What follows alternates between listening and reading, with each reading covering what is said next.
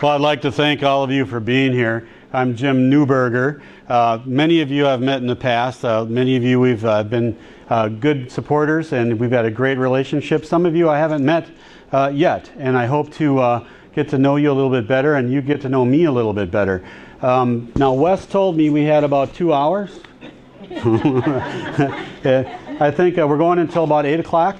So it's 20 after 7 right now. So what I think we'll do is we'll talk for a little bit, and then I want to open it up to some Q&A. So if you got some questions, feel free. Remember, politics, Joe, is a contact sport. If you can't take a few hits, then go play chess. And I know Joe is good at that contact sport of politics. So I know he's over there cooking up something for me. And I look forward to that because I really do. I love the hard ones. So if you got a hard question, I'll take it, but not yet. All right. Thank you all for being here. Once again, I'm Jim Newberger. My best friend in the world, Michelle. We've been married 27 years. By far the better half of my marriage. She puts up with me, and someday you'll get an award. Hey, how are you? Someday you'll get an award for that. We have 3 grown daughters. I'm going to be a grandpa. I just found out for the first time. So this is worse than having your first kid because it's like, hurry up and have it, you know. You know why grandparents and grandchildren get along so well, don't you? They share a common enemy. So, there you go. Yeah, that's an old Mark Twainism. I wish I had made that up. I would have made money on it. A little bit about myself again. I worked as a paramedic for 30 years in North Minneapolis. Just retired from that this year in April. 30 years in 1 week. Very busy paramedic level 1 trauma center. I've got a very good and intimate knowledge of the urban core and the issues that take place there. There is no one who is running for office right now that knows the inner city like this guy. I will even argue with the people that live there, that represent that inner city. I will sit down and go head to head with them over who really sees what's going on, because my job has been to respond to every accident and every emergency in that area. So when it comes to having a candidate that understands the urban core, you're looking at them. But I live in Becker, Minnesota, which is in greater Minnesota, and it's ag country. We have 19 townships and 6 cities. Agriculture and transportation and energy are all the big 3 economic engines for my district. I'm very, very well versed in those areas. I've served in the Minnesota House, and I still am until January 8th. I'm a state representative. I'm in my 3rd term. I'm the vice chair of the Jobs and Energy Committee. And about 16 months ago, went through the decision-making process of whether or not I should run for this seat. This is a tough run, folks. This is a really tough run. And I knew it would be. But after talking with my wife and my family and my friends and lots of prayer and lots of contemplation, figured out, you know what? This is the path that's been put before me. I'm not going to walk on this path. I'm going to run on this path. I'm going to sprint on this path. I like to work, and I'm a working machine. Just ask anyone that knows me. I can never do one thing. If I'm doing one thing, I'm doing 5 things at the same time. I'm the king of one more thing. That's right. So I love to work, and I've been working really hard, and I decided that once I got into this race, I was not going to be just another name on the ballot. I was not going to be a placeholder because it's Amy Klobuchar. So what? So what? You know, I look at this as any ambulance call I would go on. When I get called to respond to an emergency in my ambulance, for the last 30 years, I've never, ever, ever been able to refuse a call. You get a call, you go. No matter what the emergency is, you do it.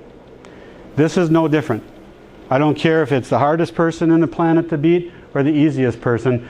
I'm called to do this job. You endorsed me to do this job, and I'm going to do this job. Period. Well, thank you. Cool.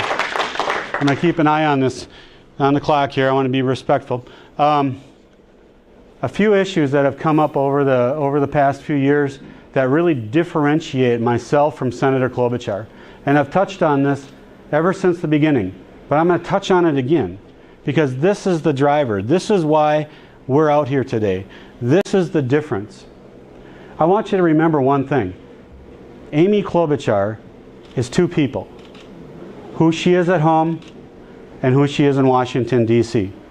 She comes home, she smiles for the camera, she does the photo op, pats the kid on the head, everybody says she's moderate, and then she runs back to D.C. and votes 90, remember this, 90% rubber stamp with the extreme progressive left. That's what she's done for well over a decade, for 12 years, and she wants 6 more. You know what, if you are in the moderate middle and you go all the way to the conservative right, you've had no voice, none, in the U.S. House or in the U.S. Senate, none. Al Franken and Tina Smith just voted right with her. Folks, the differences couldn't be more clear between myself and Senator Klobuchar. Let's talk about health care. I'm going to kick that off with health care. I support a free market system that brings in more choice, more competition, better quality, drives down the cost. But I won't support that unless we have a safety net for the vulnerable. Remember Minnesota Care? It still exists until 2019. Then Obamacare makes it go away. It'll be gone. But Minnesota Care was the model for the nation for those who cannot take care of themselves. That's the model. I'll support a free market system as long as we have a safety net for those who cannot. Know what I said? Cannot, not will not. Cannot take care of themselves. Senator Klobuchar, what does she support? Obamacare. And she's been a champion for it ever since the beginning. Ever since the beginning. You know what? Now she's fighting for this thing called Medicare for All. Medicare for All is a $32 trillion program just to get it off the ground. Who's going to pay for that? Our national debt's $25 trillion. Where's it going to come from? Our kids, our grandkids, our great-grandkids? Who's going to pay for this? That's number one. But number two is the inherent danger that's built into Medicare for All. It's right in the name. It's right in the name, Medicare for All. If you currently have private insurance, if you're currently getting VA benefits, or if you're currently getting Medicare, you're going to lose it. Everyone will lose their insurance as they have it, as you know it right now. It's gone. And everyone, Medicare for All, will put everyone into a big government program. Everyone. And I can tell you right now that's not going to work. MNsure was a disaster. The best we got out of that was a $350 million website that failed. It's not going to work. But she keeps pushing for this. I can tell you as a paramedic, as a medical professional, as someone who's been to the Soviet Union, former Soviet Union, 8 different times doing missions work in their hospitals with their kids, that type of system doesn't work. Patients die. Bureaucrats thrive. And that's what Senator Klobuchar wants for everybody. They'll call it Medicare. That's the name, but it's not going to look like Medicare. It's going to look far worse. How about taxes? Senator Klobuchar voted against the Trump tax bill. This was the most sweeping tax reform that we have had since the Reagan years. Since the Reagan years. She voted against the average family getting at least $3,000. At least $3,000. She voted against the death tax. Do you know what that was?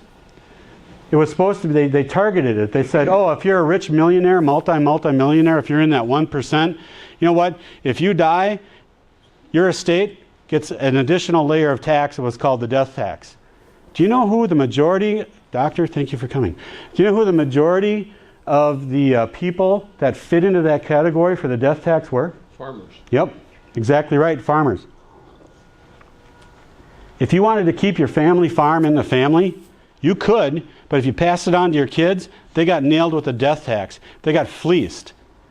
But now you can, because the Trump tax bill repealed that. Amy Klobuchar voted against it. She voted against our family farms. Folks, we can do better. But we don't hear about this because the media protects her. Second Amendment. I am pro Second Amendment. Always have been, always will be. I've got an A rating from the NRA. I am a gun owner. Senator Klobuchar has an F. She's never scored higher than an F. Folks, the differences couldn't be more clear. It could not be more clear. How about life? Senator Klobuchar is pro-abortion anytime, any place, any stage. Anytime, any place, any stage. She voted against the 20-week pain-capable ban. What does that mean? What we have found out is that a developing human fetus at 20 weeks or older has a central nervous system that is similar to an adult. They feel pain. They feel pain. So why are we putting them through this process? She voted against that. All they wanted to do was have the discussion. Just have the discussion about the pain-capable process. She said, no, I don't even want to vote for that. How about partial birth abortion? You remember that? Where you take a fully viable fetus, you deliver the head, you jam a giant needle into the back of its neck, and you suck out its brain. She voted to support that. Folks, this is our senator. Now, all I'm saying is this. If you are in the extreme progressive far left, you've been covered for over a decade, 12 years. You've had a voice in the U.S. Senate. If you're in the moderate middle going to the right, you haven't had nothing. I want to bring some balance back to the U.S. Senate. I truly do. I've served in the Minnesota House now for 3 terms. I am walking away. I'm imposing my own term limits. I am walking away from a very, very safe Republican seat. Very safe Republican seat. I've got a great relationship with my BPOUs. That's local GOP party. For those of you that don't know. We always throw these acronyms around like people know. BPOU is just local party. I've got a great relationship with the people in my district, my townships, my cities. I've got a place in government. I don't need a place in government. I'm willing to walk away from that. I want to serve. That's what I'm walking away from that so that I can run against Senator Klobuchar so that you'll have a voice, that we'll all have a voice in the U.S. Senate. Because there's one issue that we really need to hit on. Refugee resettlement reform. Yes. Yes. That's right. I am the only candidate. I'm not going to say that. There's one, maybe 2 other candidates that are still talking about it. But I'm the only one that's keeping it front and center. I live very close to St. Cloud. And I can tell you right now, I want to make sure that I establish my position on this very well for those of you that don't know me. Part of what makes America great is that we help refugees. I'm not talking immigration, I'm talking refugees. We should reach out and help those that are in need. We did it for the boat people from Southeast Asia, remember, in the 70s. We did it through the 80s. We did it with the Cubans. We did it with when the Soviet Union broke up. That is part of what makes our country great. These people were brought here. They assimilated into our culture. They've added to us. We are a better nation because of them, especially because of their restaurants. Okay? But Vietnamese food? Point being is this. For the last decade, we've had some, now hear this, not all, some are being brought here who have no intention of living under American law. And it's very obvious. I'm not here to spread hate. I'm not here to spread fear. I am here to bring up an issue that political correctness says don't bring up. I don't care if it's not politically correct to talk about this, because it's our kids and our grandkids and our future generations who will have to deal with it if we don't. Some folks, some, not all, are coming here to live under a different form of law. A form of law that says women are property. A form of law that says if you're angry with your wife, you can beat her for any reason. And if you don't know why you're beating her, then she'll know why, because she's got it coming. That's what their law says. A form of law that says take your 7-year-old daughter to another state, right now it's Michigan, have her genitals mutilated, and call it circumcision. A form of law that says men and women will never be equal in any regard. Folks, that's not okay. If you want to come to America, either as an immigrant or if you're brought here as a refugee, great. Just live under our law. If you can live under our law without the intention of changing it to your home law, if you can live under our law, you're just as American as me. I don't care what you look like. I don't care where you're from. I don't care who you are. Live under our law. But that's the thinking.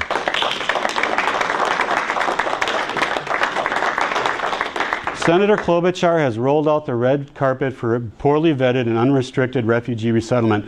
Minnesota is the #1 refugee resettlement state in the country. Out of 50 states, we are #1. We are the #1 state for recruitment of ISIS.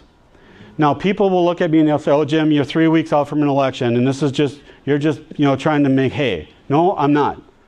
Because in the Minnesota legislature 2 years ago, we had to pass a law that said if you get blown up, if you die committing an act of terrorism, you don't get to cash in your life insurance. Because it was happening.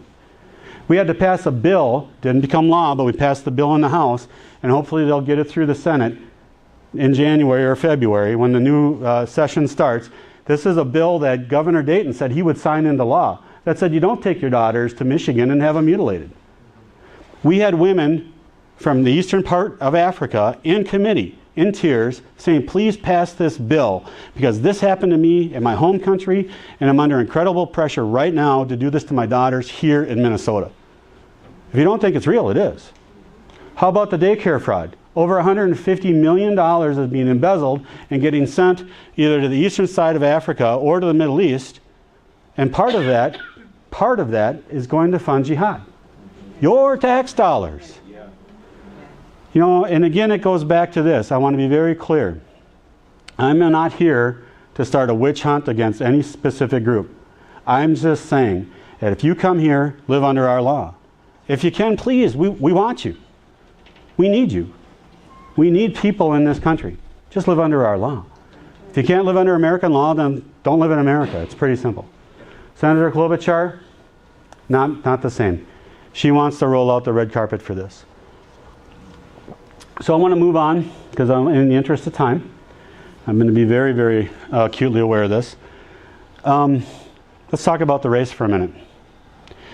When I first started, when I got into this race 16 months ago, I knew what I was up against. Everyone said, you're nuts. Well, maybe I am. But it's the right thing to do. Because somebody's got to take this fight to Amy Klobuchar. Thank you. Somebody's got to do it. I helped out a little bit. My wife did more and my daughters did more with Mark Kennedy when he ran against her the first time 12 years ago. I helped out a lot with Kurt Bills.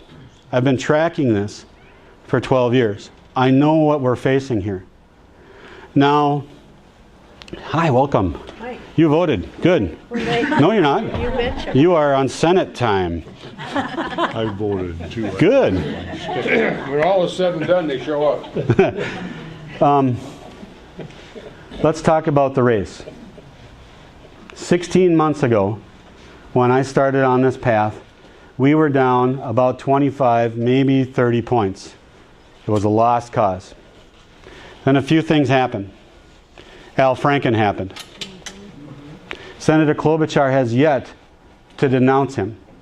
She still supports him. That alienated her from her base in a very big way. Because if you go back to 2016, when we were doing the presidential preference polls, remember that? Who won for the Democrats in the presidential preference polls? Bernie Sanders. Smoked Minnesota for the Democrat side. Who did Amy Klobuchar formally endorse at the convention months later that fall? Hillary Clinton. She has no problem throwing her base under the bus. She still supports Al Franken, and she still supports Keith Ellison. Suffice to say, do you know what Amy Klobuchar was doing earlier this year, around the January, early February timeframe? George Soros, funder of most of the far left, had a big fundraising event in California, huge one, for his Resist movement. Keynote speaker, Amy Klobuchar. And where did some of that money go? Keith Ellison. That's our senator. That's our moderate senator. Folks, she's working double time to bring down her own numbers. Let's fast forward to the CIA appointment. Now, Senator Klobuchar has championed herself and has been very proud of the fact that she's the first female senator to get elected in Minnesota. Muriel Humphrey was appointed. So for all you history nerds, I got you covered. But Amy was the first elected female, and she should be proud of that. That's a milestone. So when President Trump nominated the first female director for the CIA this year, what did Senator Klobuchar do? No. She voted no. Now we move to Judge Kavanaugh. And Minnesotans have finally gotten a glimpse of how our senator really acts in Washington, D.C. I've been all over the state. And everywhere I go, when I'm talking to people, these are undecided, these are Democrats, they're saying they're disgusted. They're disgusted by this, and they're not voting for her anymore. I was up in Biwabik, way up on the northern end of the state on the range, just a week and a half ago, in a restaurant, talking to folks. On my way out, this little old gal came up to me and she says, Jim, she says, I am so disgusted by Amy's behavior. She said, I voted for her for the last 2 times she ran. She said, I'll never vote for her again. I'm hearing that time and time again. Back in August, KSTP ran a poll. Now don't look at the Star Tribune polls, okay? Because they're just, we all know, enough said. KSTP ran a poll. This was in August. Had us down 15 points. What does that mean? I'll tell you what it means. In a political race, for every point you go up, your opponent comes down 1. So if someone's 15 points ahead, 7.5 is half. In order to tie, 7.51 wins. And what they don't take into consideration is that this is not a 2-way race. It's a 4-way race. There are 2 other candidates that are in this race. One gentleman is with the Legalized Marijuana Now Party. And if you look at their platform, it is identical to the DFL. Identical. Gun control, big government, Obamacare, all of that. It's all in there. Except their number 1 issue is recreational marijuana. And they're willing to sell out everything else to get that. That party, people that run solely on that platform, generally get about 2% statewide. About 2%. So that brings us down from 7.5 to 5.5. But here's the real gift. Candidate Overby. Paula Overby is a transgendered individual. Paula Overby is the reason why Jason Lewis won. Paula Overby ran as a third-party candidate in the CD2 election in 2016. Jason Lewis won by less than 1%. Do you know how much Paula Overby, as an independent, took? 7.79%. That's in CD2. That was 2 years ago. Paula Overby, candidate Green Party, switched from the Independent Party to the Green Party, has been on the road. I've been at a number of forums with this person over the past couple of months. And at these forums, candidate Overby is harvesting votes from the Democrats. Harvesting votes away from Amy Klobuchar. Because for the longest time, the DFL, one of their primary things is if you're LGBTQ, if you're in that community, then the DFL has always represented you. They've always held that above them. But now that community has one of their own running in the Green Party. And if Overby gets almost 8% in CD2, I can guarantee you those numbers are going to be higher in 3, 4, and 5, and maybe parts of 6. The stated goal of Overby is to get 5% of the vote. 5%. Why? Because in Minnesota, if you get 5% of the vote on a statewide race, now you become a major party status. Lots more money, lots more exposure, and whenever there's a debate, whenever the TV stations, they have to invite you. And I can guarantee you Overby is going to get, I would say, 8%. The way that Overby is working, it's to be admired. If we pull in 7.5 and you add 1 to 2% for the marijuana folks, and conservatively 7% for Overby, we're within the margin of error. But the media is not reporting on this. You know what, folks? Senator Klobuchar knows this. She will not debate me. I debated her at Farm Fest. We smoked her. She came unprepared, to her chagrin. We smoked her. It's on. You can watch the debate. It's on our Facebook page, and it's on our website. She then showed up at the NPR public radio at the State Fair debate, and she flooded it with her campaign supporters. Her booth was right outside NPR. Held our ground there. Held our ground. But the important thing about that debate is it was broadcast statewide. And I made it very clear that one, I'm not afraid of her. I got 4 older sisters. I'm not afraid of her. Okay? All right. That's number one. And number two, I openly and wholeheartedly support our president and his plan for our country. That went out statewide. Ever since then, there have been 6 debates or forums where she's canceled. She will not debate me because she knows I'm going to tear her apart. And I'm going to show, and I'm going to tear her apart on the issues and on her votes. I'm not going to go after her personality. I'm not going to do that. I don't need to. I have enough ammunition with the issues and their votes. And she's afraid of that. So that's where we are right now. We are on the cusp of this election. If you're undecided, please vote for me. I need your help. Minnesota needs your help. Because I'm going to end with this, and then we'll take questions. We are at a cusp right now. We either continue on this path of unprecedented economic growth and prosperity, or we go back to the old Obama days of malaise. Huge government, limited growth. Is that what you want? It's not what I want. That's where we are. That's where we're facing right now. We can turn this. We can win this election. Is it going to be easy? No. Nothing good ever is. It's doable. And that's why I'm on the road. We're up to 400 miles a day every day now. A light day for us is 300. And my staff follows me around. Suckers. Sorry. I had to throw that out there. But no, all laughing aside, we are working our tails off. Again, because I was not endorsed just to be a sacrificial lamb, to be a name on the ballot. If you want someone that's going to take this fight, this is the year to do it. Because Trump came within 1.5 points of winning Minnesota. He won 5 of the 8 congressional districts. Folks, we can do this. With that, I will take questions. Gary. You said you went to St. Cloud State University?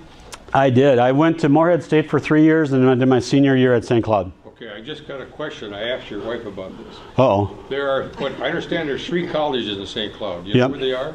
Yep, the St. Cloud State, St. John's, and St. Ben's. Okay, and what's the other one out on Highway 10? The other one out on Highway 10? Called Greystone.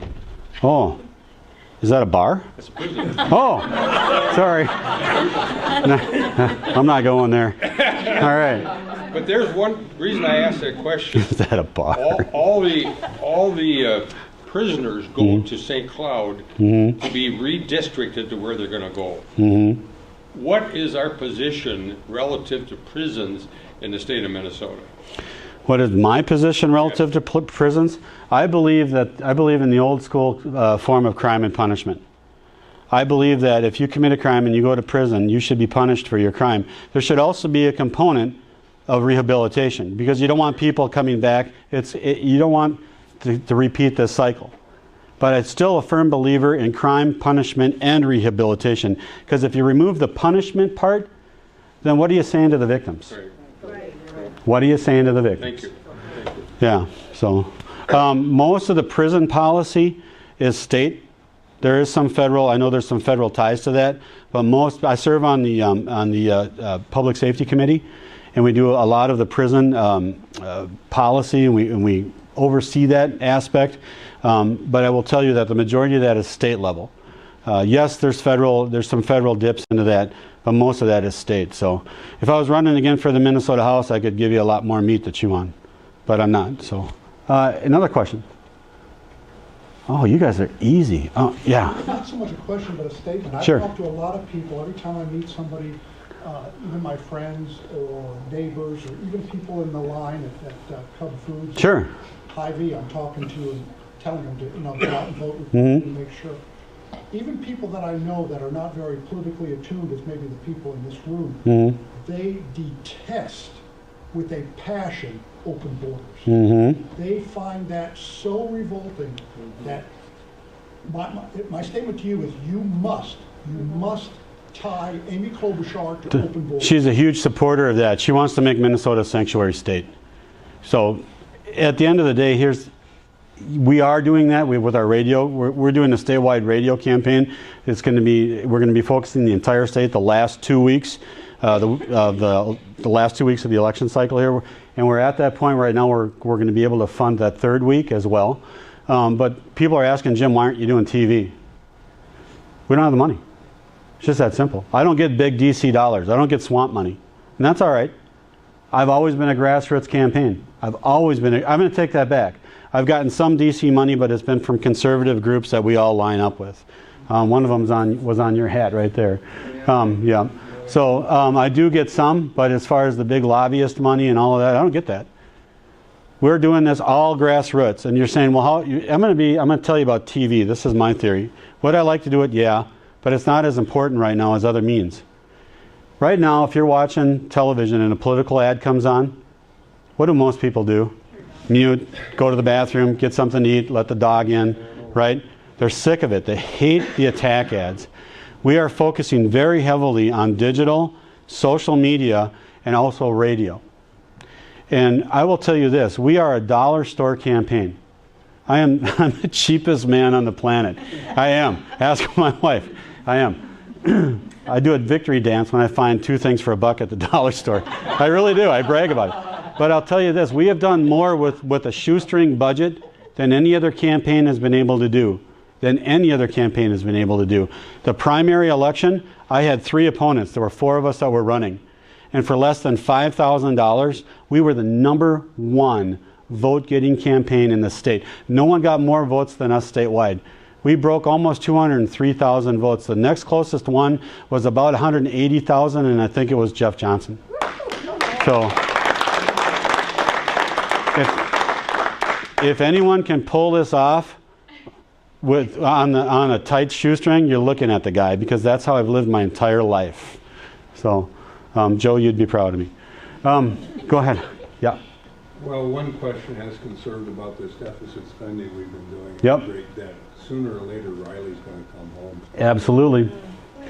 Deficit spending. I fully support new spending.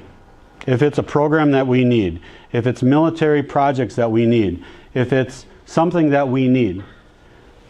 But I said new spending, and this is how I've been in the Minnesota House.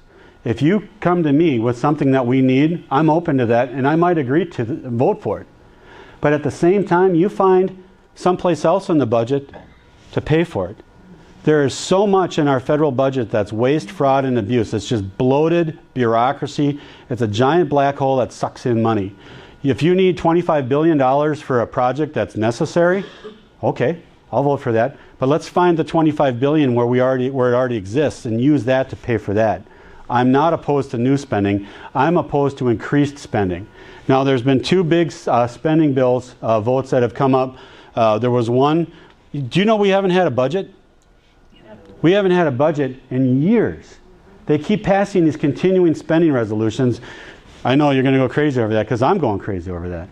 But folks, when President Trump put out the first spending bill, it was about they said it's going to cost $1.3 trillion over 10 years. I would have voted yes for that one, because it was over 10 years, and I trust President Trump because it's an investment. You would get more than what you brought in, or you would bring in more than what you paid. It was an investment. I would have voted yes for that one. But the second one was just a flat-out spending bill. I would have voted no. And I've got the backbone to do that. I've done that in the Minnesota House, and I'll do that in the U.S. Senate. I know what it's like to stand up to my caucus, to stand up to my leadership, and say, I'm not voting for that. I voted no on the education omnibus policy spending bill, both times, 3 times now. And I've had leadership come up to me and say, you got to vote for this. I know what it's like to get brought in the back room and to get the finger in my chest. And I say no. The answer is no. And I support our president. Am I a rubber stamp for our president? No. And that's not what people want you to be. They want you to think in the best interest of our nation and of but first of all, our state. Will I always vote with President Trump? No. Especially if it's needless spending. If it's needless spending, no, because we've got to get that under control. Wes? With the spending in Minnesota, it's been found that there's $100 million or more per year stolen from our Department of Health and Human Services budget. Easily. It's supposed to pay for Medicare and Medicaid, abusing the CCAP Right. program. And What can happen with that? Well, that's a state question, and again, how do you fix that? It's real easy. Jeff Johnson. That's how we fix that. He's aware of that.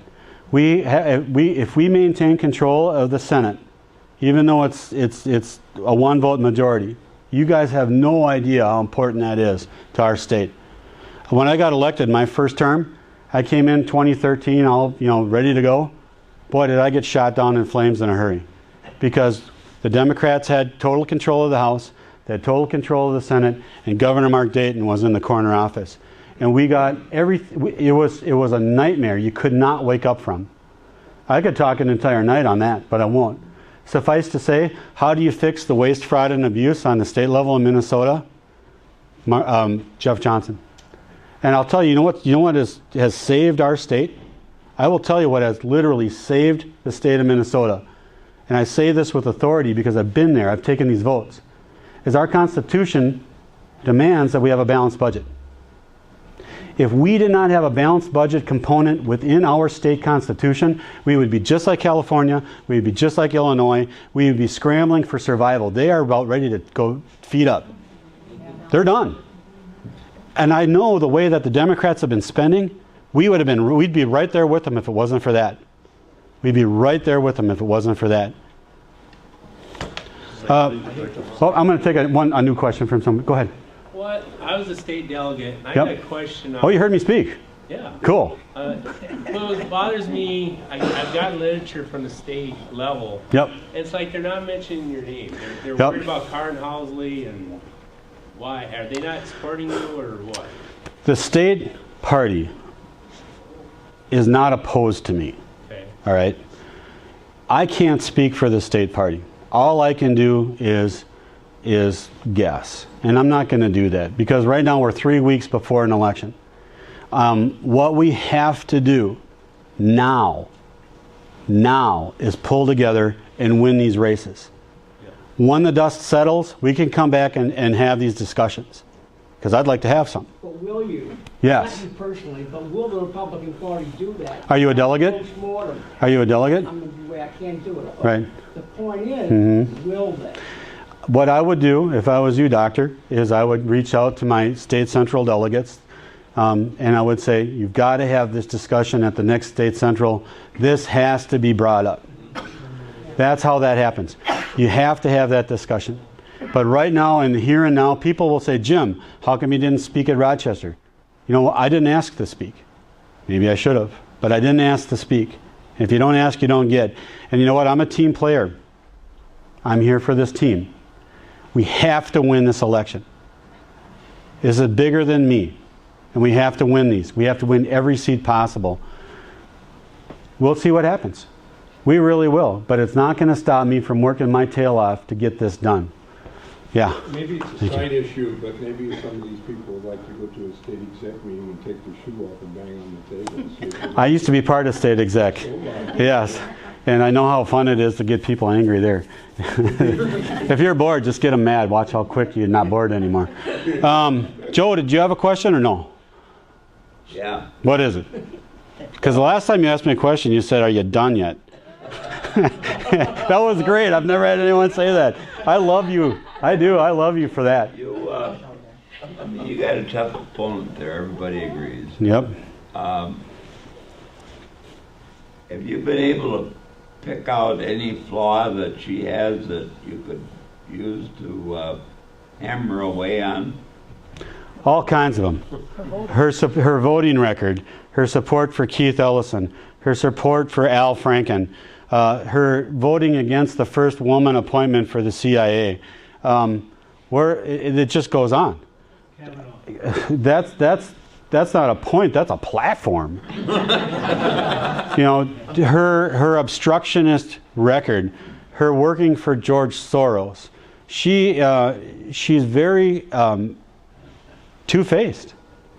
And who she is at home and who she is in Washington, D.C., they don't line up, and the people of the state are seeing that. But the biggest flaw, besides health care and Kavanaugh, that we're seeing, is the refugee issue. Yeah. folks that live in those communities that have refugees, you have no say in the matter. It's a financial drain, and these people are not thoroughly vetted. Yeah. And again, please hear me. I'm not out to start a witch hunt against any group of people. Come here, live under our law. Please do. We need you. You can be American just like me. Just live under our law. That's all I ask. She's awful good at picking low-hanging fruit. Oh, I know. Deals. Yeah, she is. That's why she wanted to bait me. Go ahead. So sanctuary state, can you tell me what would that look like, and what would she have to do to accomplish that? And obviously she can't be talking very loud about it. No, she's not. Right. The best way I could describe a sanctuary state would be one where ICE is not allowed to operate. Very limited. They would be here, but their hands would be tied. So is that a federal government or state? We can stop it at the state level, couldn't we? Well, in part you can. A governor can speak up and help to put the brakes on, but it would have to come from the feds. It's a two-pronged approach. Basically, a sanctuary state would mean we're not going to pass any laws, state level or federal level, that pertain to Minnesota, where you're come one, come all, and we're going to take everyone and pay for everyone. We're not going to ask any questions. That's basically sanctuary state. Some of our biggest supporters, there's 40,000 Chinese Minnesotans that have come here legally.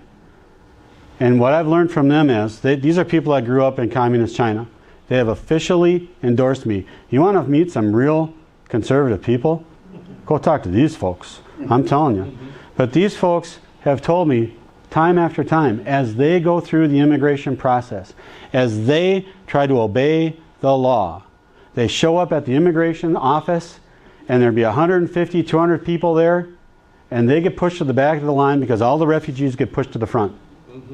You want to know where the backlog is? The refugee resettlement program is broken, and it has become a fast-track system to hand out citizenship certificates like coupons at a grocery store. That's what they try to do. You want to know why there's a backlog, you want to know why you're having this problem, is because the system's broken, and they are prioritizing the wrong set of people. Refugee. What is that? What does that word mean? Refuge. You're coming someplace to seek refuge because your home is bad. Bring them home. Bring them here. If that's where they come. And once home gets better, send them back home. You're here for refuge. You're not here to become a citizen. If you're coming here to be a citizen, then you're an immigrant. And then follow the law. You know, keep fighting. Right now, as a candidate, that's all I can tell you. But I can tell you why it's happening. But I can also say thank you for following the law. You're part of the reason why, what's good about this. So we're going to have to stop following the law if he turns 18. I'm going to have to let him work illegally. I'm going to have to figure something out because the child cannot live in my basement forever. And what's the alternative? Sounds like my friends from high school. They live there. Love you, but we're going to send you back where you don't know anybody. Right. Even though you've always that doesn't make any sense either. But I am running out of time. I am down to 10 months before he is an adult. And the election is in 3 weeks. Have you reached out to anybody? Oh, I've reached out to everybody. You have no idea. This is great. Let's Oh no, I have everybody's chief of staff cell phone number. let's well, thank you. You know what? Thank you for sharing. Thank you for sharing that with us. Thank you for sharing that. In the back. I've been military law enforcement and also a contractor. You got to use your outside voice. Sorry, I've been in military law enforcement and I'm a contractor now for 35 years and did some numbers for what goes on. And I will say it, the Somalis and Sharia law. So to babysit them, it costs us $4,503,000,000 just to babysit them a year. Now 2.5% of that under Sharia law goes back to funding terrorism, which is our money that we paid them, which works out to $112,575,000, and that goes overseas. You know, the money's unbelievable, and that's, you know, this is working with a friend who works in social services. I've been around this all my life. My dad, I'm originally from Canada. My dad was fighting this problem in the 60s and 70s when you guys were dealing with Vietnam. He was in the Middle East. You know, I shouldn't say CARE. Muslim Brotherhood has been here since 1963. You know, there's a lot of stuff that people have to wake up to. I agree. It's unbelievable. And the money that we're pouring out for that crap and she gets nothing. I know. You know what I mean? It's I know. like, and now in Rochester, and I'll say it again, the Somalis don't even arrest them anymore. We just push them along. Because if you go to court, you need an interpreter. That's $450 out of taxpayers' money. And you know, I had an incident that happened where I had 5 people on press charges, and I said, no, there's nothing we can do. That because A, they're black, B, they're Somalian, C, they're going to go with a race card, and it's ridiculous. You can't do nothing. Now, I did the same thing that this one gentleman and his friend did. I'd be in jail because I'm Caucasian. But because they get this, and I see it all the time. It's called that is the perfect description of political correctness. And we're all under that. And you know how do you fight political correctness? You stand up to it. The more you stand up to political correctness, the more you disarm it. Well, so, we get told here by mail and everybody else, it's diversity. They sent this on diversity training, all the rest of it, and it's just absolute crap. I know. I've seen too many people get hurt, and these people walk away from it like it's nothing. Yeah. Thank you. Doctor. This is not really a question, it's a comment to you and Thank everybody else running. You know, I came here from a different state 12 years ago. The state where I come Louisiana. from, yeah, I know. I want to bring up, they taught Chicago how to be crooked, okay? So I'm coming here. And now you're here in Rochester? Yeah, and I'm constantly watched. So my point is, I know the people, I was here 45 years ago training. The people here are really nice, but they're really naive, and some of them don't want to know anything different. Until, and I mean this is, until either you all, I'm going to stop. Until you all either come out and do, I don't know what to do. Do something with the media, call them out. We're trying to do that. But maybe, perhaps with the resources here and nationally, maybe some big guy, a big PAC would help us fund a newspaper. The whole state. Or even halfway, a newsletter, but a big one. Until you do that, until you get this information to the people, so they've been soaking in this baloney for 100 years. It's what they think is normal. I say this state is in a cocoon. I've personally tried on my own. My wife's from Illinois, and she's got other opinions.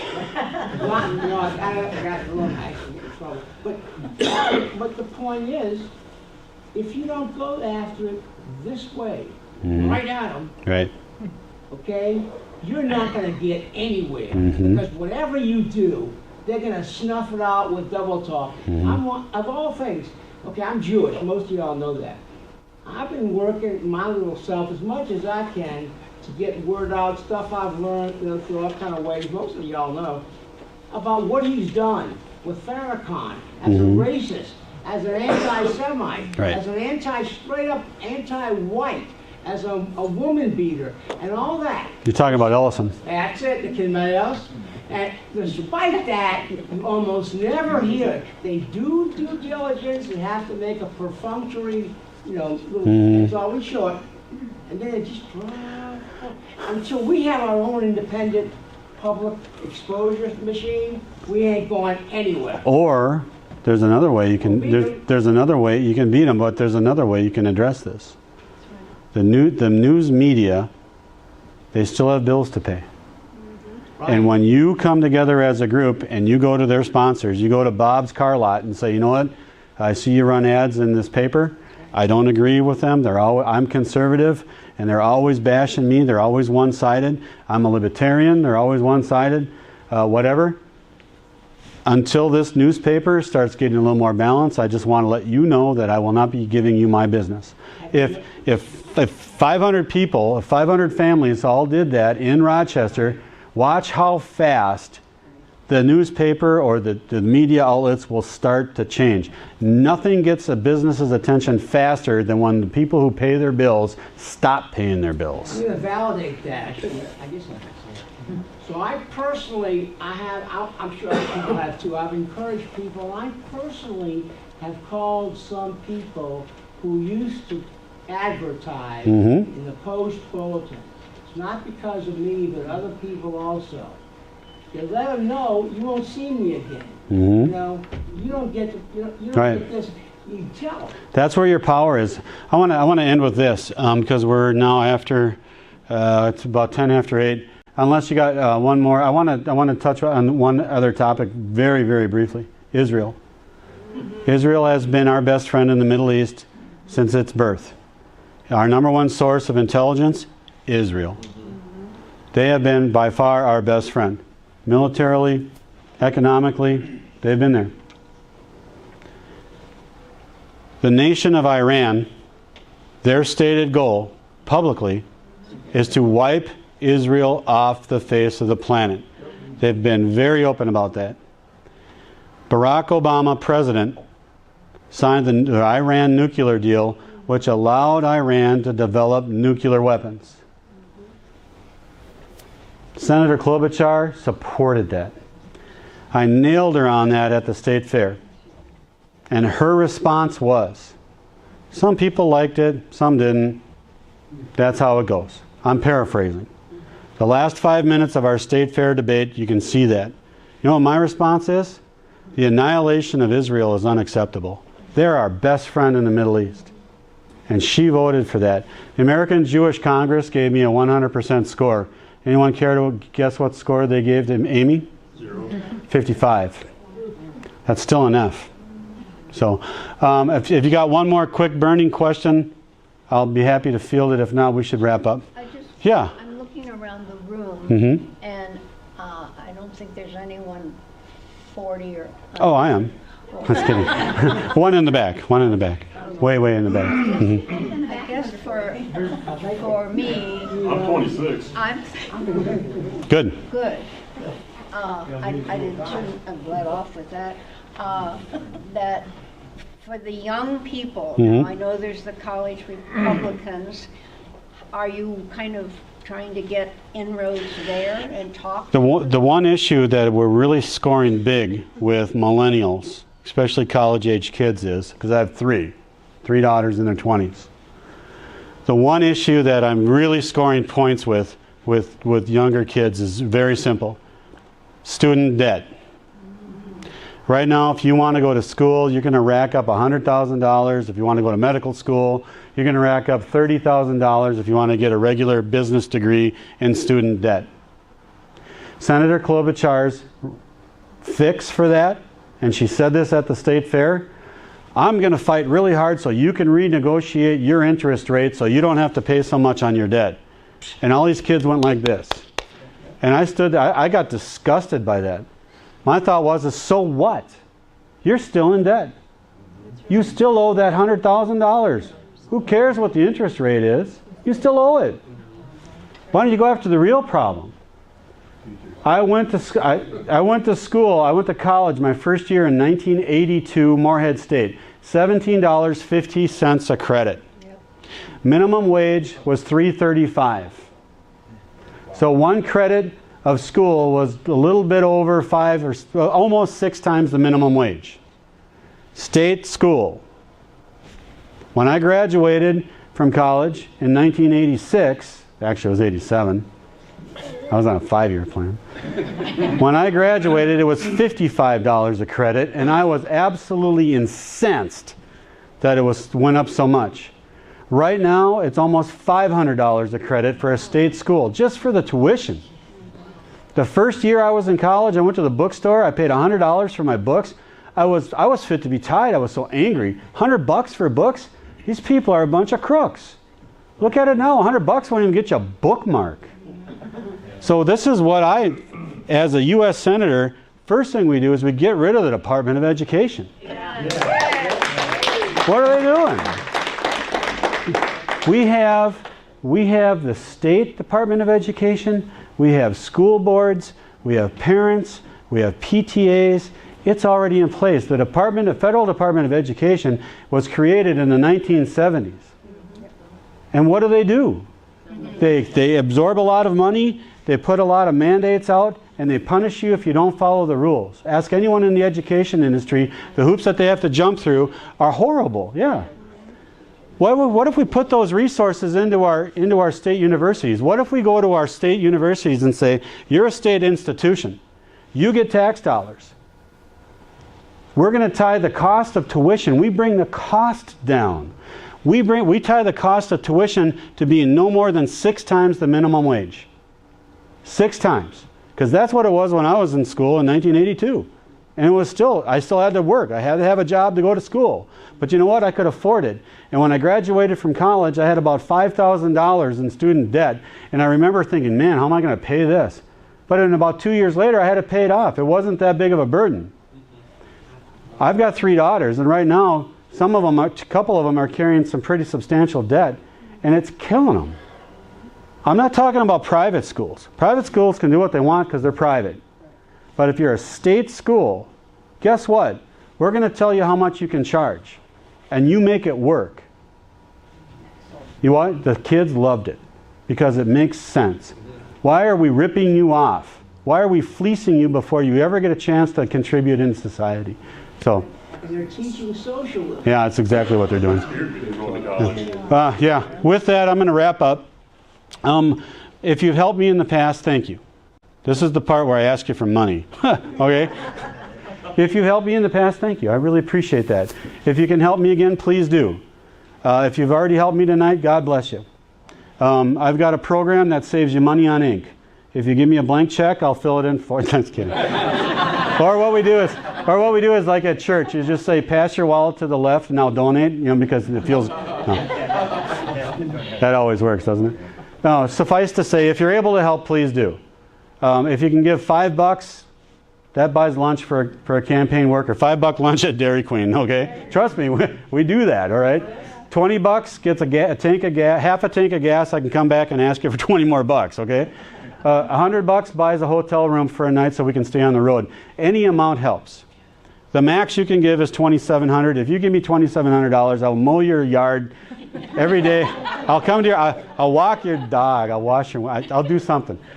But whatever you can do, please do if you can. But more importantly, if you're a person of faith, keep us in your prayers. Please do that. So with that, I want to say thank you. God bless you, and please drive safe on the way home. Thank you.